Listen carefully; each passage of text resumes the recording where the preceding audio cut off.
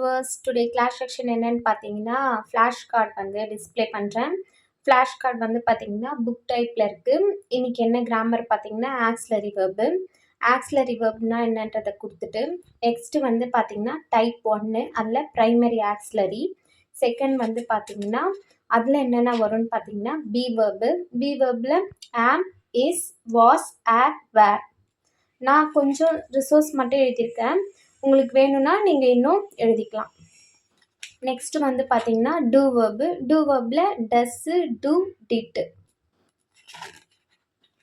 அப்புறம் have verb. Have வெர்பில் has, have, had.